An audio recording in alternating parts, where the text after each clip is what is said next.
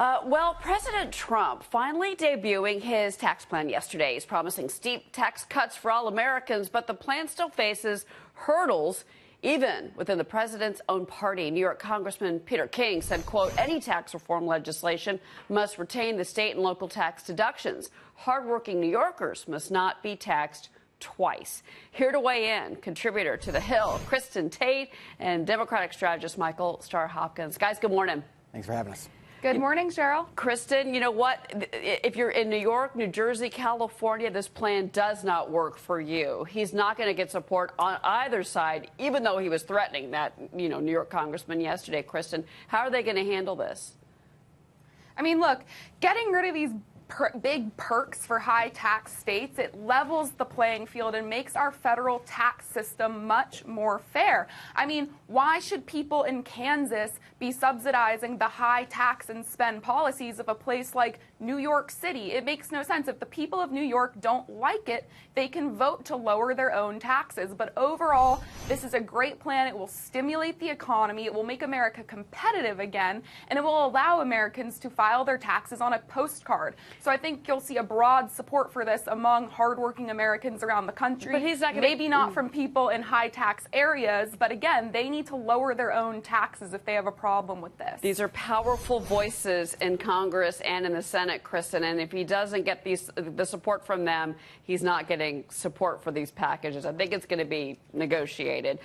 You know what, Michael, look, if you look at this last Fox News poll, it's interesting what Americans are saying. They obviously want tax cuts for themselves, but then they turn around, they say that they don't really favor a tax cut for the wealthy. I mean, lowering tax on corporations, this is our latest Fox News poll, only 34% support that. But the truth is, Michael, that's the job creation factor in all of this. Why is this message not getting out to Americans right now? You know, I don't think the president has been very good at messaging this, and I think that's actually interesting because when it comes to tax cuts, Republicans have been so much better than Democrats on how to message that. In this instance, I think that he ran as a populist, but now you're starting to see tax cuts potentially for wealthy and getting rid of the estate tax and the alternative minimum tax. So I think this is going to be really hard for the president to message and convince people that this is going to be tax cuts for the middle class and for Main Street and not for Wall Street. Well, but Kristin, I mean, we haven't had meaningful tax reform in this country since 1986. I mean, and this has to be bipartisan. Right. I think we all agree on that. Absolutely. At least among the three of us. We'll see what Congress does. But at the same time, if you look at some of the things that they want to do, that doubling that standard deduction for most American families, I mean, we're talking at least $1,000 piece of savings. That's the message. Can they get that out at least to tell Americans this will help you at the end of the day?